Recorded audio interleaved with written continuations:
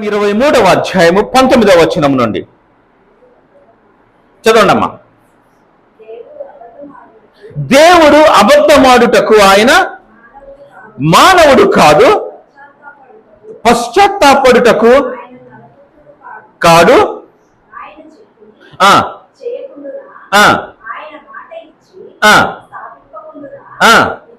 ఇదిగో దీవించుమని నాకు సెలవాయెను, ఆయన దీవించెను.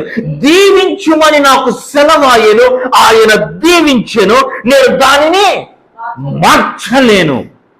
దేవుడు నిన్ను దీవిస్తే ఇక ఎవ్వరూ ఆ దీవెనను మార్చలేడు. ఇశ్రాయేలుని శపించమని బిలాముకు వచ్చి చెప్తా ఉన్నాడు, శపించు ఇశ్రాయేలుని, శపించు ఇశ్రాయేలుని, ఇక్కడ నుంచి శపించు ఇశ్రాయేలుని. ఎందుకంటే ఇశ్రాయేలు కింద అక్కడ దిగి ఉన్నారు. ఇప్పుడు ఏం చేస్తా ఉన్నాడంటే, బలాకు ఏం చేస్తా ఉన్నాడంటే, నువ్వు ఈ కొండ పైకి వచ్చి ఇక్కడ నుండి ఇశ్రాయేలుని చూస్తూ వీళ్ళని శపించు అని అంటా ఉన్నాడు. అంటే ఇప్పుడు బిలాము వచ్చేసేసి ఇశ్రాయేలుని శపించడానికి వస్తున్నాడు, కానీ ఆయన నోట్లో నుండి ఇశ్రాయేలుని దీవెనలు వస్తా ఉన్నాయి. అంటే దేవుడు నిన్ను దీవిస్తే దాన్ని ఏ మానవుడు శాపం కింద మార్చలేడు. హల్లెలూయా, హల్లెలూయా. చదవమ్మా. ఆయన యాకోబులో ఏ దోషమును కనుగొనలేదు. ఆయన యాకోబులో ఏ దోషమును కనుగొనలేదు. అమ్మ, యాకోబులో దోషము లేదా? ఇశ్రాయేలును సనిగిన సనుగుడు మామూలు సనుగుడు కాదు. మాకు మన్నా తప్ప మరి ఏమీ తినడానికి లేదని అన్నారు. మాకు ఐగుప్తు దేశంలో సమాధులు ఉన్నాయి, మాకు ఐగుప్తు దేశంలో ఉల్లిపాయలు ఉన్నాయి, కీరదోసలు ఉన్నాయి. సనిగరా సనగలేదా? పాపం చేశారా చేయలేదా ఇశ్రాయేలీలు? కానీ దేవుడు ఏమంటా ఉన్నాడు, యాకోబులో నేను ఏ దోషమును, హల్లెలూయా. ఎందుకో తెలుసా? యాకోబును దేవుడు దీవించాడు కాబట్టి. యాకోబును ఇస్సాకు దీవించాడు, కానీ అది దీవెన, అది యాకోబుకు అది సరైన దీవెన అనిపించలేదు. ఎందుకంటే అది వాళ్ళ అన్న దీవెన, అది దొంగిలించాడు వాళ్ళ అన్న దీవెనని. అవునా కాదా? కానీ యాకోబును నిజముగా దీవించింది ఎవరనంటే దేవుడు. ఆ ఎబ్బేకు రేవు దగ్గర ఆ రోజున ఒంటరిగా మగసిరి గలవాడే దేవునితో పెనుగులాడి దేవుడు ఒక మానవుని జయించలేకపోయాడంట. నీకు అర్థమవుతా ఉన్నా నేను చెప్పేది? అంటే నీ ప్రార్థన ఏం చేస్తుందంటే, నీ ప్రార్థన శక్తికి దేవుడు ఓడిపోతాడు. నిన్ను గెలిపించటానికి ఆయన ఓడిపోయిన దేవుడు ఆయన. హల్లెలూయా, హల్లెలూయా. కానీ ఆ దోషములు ఏవి కూడా దేవునికి కనపడటం లేదంట. ఎందుకు? ఆయన దీవించేసేసాడు నిన్ను. ఆయన నిన్ను దీవించిన తర్వాత ఇక దానిని ఎవ్వడూ మార్చలేడు. అదే అంటున్నాడు, యాకోబులో ఏ దోషము కనుగొనలేదు, ఇశ్రాయేలులో ఏ వంకరతనమును చూడలేదు నేను. ఇశ్రాయేలులో ఏ వంకరతనము లేదంట. అంటే వాళ్ళలో ఎవరు వంకర బుద్ధోడు లేడా? నిజంగా లేడా? బోల్డంత మంది ఉన్నారు. ఆకాను తీసుకొని వచ్చి గుడారంలో దాచుకోలేదా? ఎరుకో పట్టణంలో ఉన్నటువంటి ఆ బంగారంలో తీసుకొని వచ్చుకొని వంకర బుద్ధులు లేవా? కానీ అవి దేవునికి కనబడటం లేదు. నీకు అర్థం కావట్లేదు నేను చెప్పేది. హలో హలో హలో హలో నీలో దోషం ఉంది, నీలో పాపం ఉంది, నీలో అపరాధం ఉంది, నువ్వు తప్పులు చేస్తా ఉన్నావు. కానీ దేవుని యొక్క దీవెన నీ పైన ఉంది కాబట్టి ఇప్పుడు దేవుని కళ్ళకి ఏం చేసేస్తా ఉన్నాయంటే అవన్నీ కప్పేవేస్తా ఉన్నాయి. దేవుడు వాటిని దేన్ని చూడట్లేదు. నీ బలహీనతను చూడట్లేదు, నీ పాపము చూడట్లేదు, నీ శాపము చూడట్లేదు. నీ ముత్తాతల దగ్గర నుండి వచ్చినటువంటి ఆ పాపము ఏదైతే ఉందో అది ఆయనకు కనబడటం లేదంట. ఎందుకో తెలుసా? ఆ దీవెన ఇట్లా కప్పేసింది. యాకోబులో ఏ దోషమును కనుగొనలేదు, ఇశ్రాయేలులో ఏ వంకరతనమును చూడలేదు. అతడు దేవుడైన యెహోవా అతనికి తోడై ఉన్నాడు. హల్లెలూయా. నీ బలహీనుడవే నిండొచ్చు, నీలో బలహీనతలు నిండొచ్చు, కానీ దేవుడు నీకు తోడై ఉన్నాడు. హల్లెలూయా, హల్లెలూయా. తర్వాత చదవమ్మా. రాజు యొక్క జయధ్వని వారిలోనున్నది. దేవుడు ఐగుప్తులో నుండి వారిని రప్పించును, గొర్రెపోతు వేగము వంటి వేగము వారికి కలదు. కానీ వాళ్ళు ఐగుప్తు దేశంలో నుండి వాళ్ళు బయటికి ఎట్టా వచ్చారో తెలుసా? వాళ్ళు బయటకు వచ్చేటప్పుడు ఐగుప్తు దేశంలో 430 సంవత్సరములు వాళ్ళు వ్యక్తి పనులు చేశారు. వాళ్ళ నడుములు వంగిపోయినాయి, వాళ్ళవి కొట్టించుకొని కాళ్ళతో తన్నించుకొని 430 సంవత్సరాలు బానిసలుగా బతికారు అని అంటే వాళ్ళని ఎట్టా చూసి ఉంటారండి.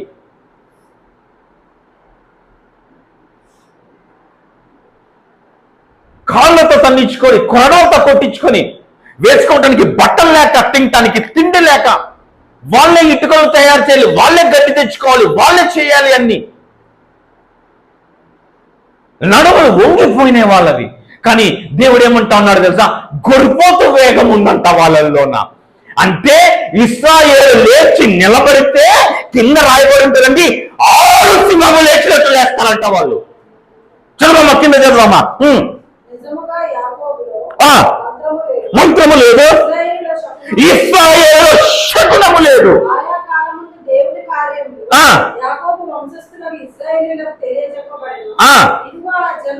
హల్లెలూయా.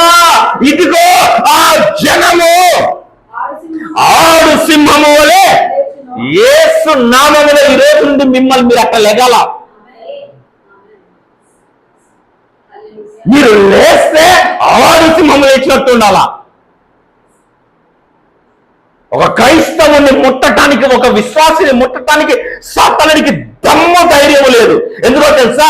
మీరు లేస్తే 6 సింహములాగా లేస్తారు.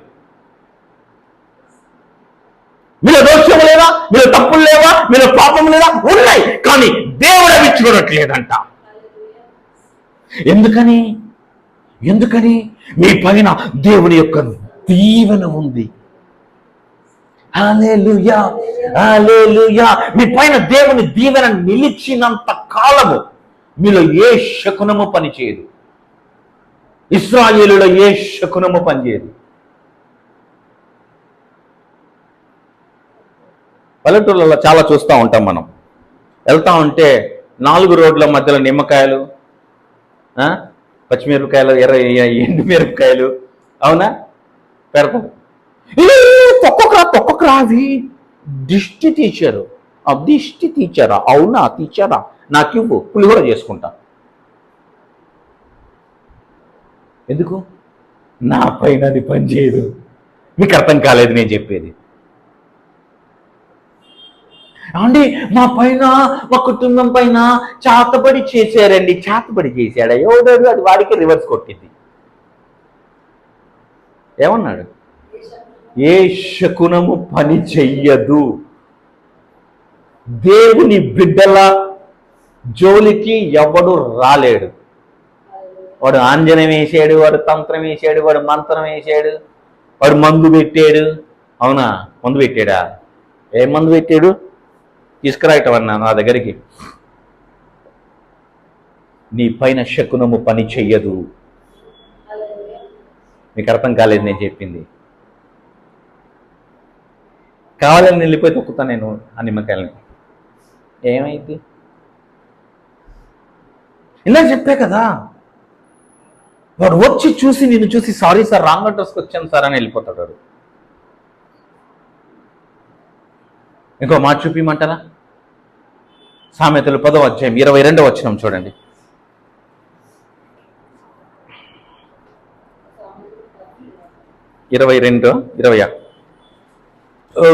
హల్లెలూయా.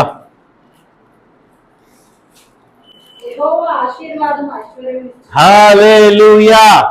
యెహోవా ఆశీర్వాదము. నువ్వు ధనవంతుడు ఎట్లా అవుతావు? నువ్వు ఎట్లా ఆశీర్వదింపబడతావు? యెహోవా నిన్ను ఆశీర్వదిస్తే తప్ప నువ్వు ఐశ్వర్యవంతుడు అవ్వవు. యెహోవా ఆశీర్వాదము ఐశ్వర్యమునిచ్చును, నరుని కష్టము చేత తెగ కష్టపడిపోయి పని చేసేసేసి, చెమట కార్చేసేసి, ఓ రాత్రింబగళ్ళు కష్టపడిపోయి దేవుడి చేత దీవించబడిన వాని కంటే నువ్వు 24 గంటలు కష్టపడినా సరే నువ్వు దీవించబడవు. మీకు అర్థం కాలేదు నేను చెప్పింది. యోసేపు పైన దేవుని దీవెన ఉంది, ఉందా లేదా? యోసేపును నాశనం చేయాలని అందరూ పన్నాగాలు పన్నారు, తన సొంత అన్నలతో సహా. అవునా? అరే కలలుగానేటోడు వస్తున్నారా, ముందు ఈయన్ని చంపేద్దామరా, ఎరా వీడికి మనం దాసులం అవుతామా, వీడికి కళ్ళు వచ్చిందంటే వీడికి ముందని తీసుకుంటారా, ఇటు పట్టరా అవన్నీ వేసేద్దాం అని చెప్పి అన్నలందరూ పన్నాగం పన్నారు, చంపేయాలని చూశారు, తీసుకెళ్ళిపోయి నీళ్లు లేని బావిలో పడేశారు. తర్వాత ఏదో కొంచెం జాలి తమ్ముడే కదా పోనీలే అని చెప్పి ఏం చేశారు, తీసుకెళ్ళిపోయి ఐగుప్తీయులకు అమ్మేశారు. ఇప్పుడు ఐగుప్తు దేశానికి వెళ్ళిపోయాడు. వాళ్ళ నాన్నకి వెళ్ళిపోయి ఏం చెప్పాడు, నాన్న తమ్ముడిని పులి తినేసింది, ఇదిగో వాడి బట్టలు ఇవే కదా చూడండి రక్తం అంటిందని చెప్పి డాడీకి తీసుకొచ్చి చూపించారు.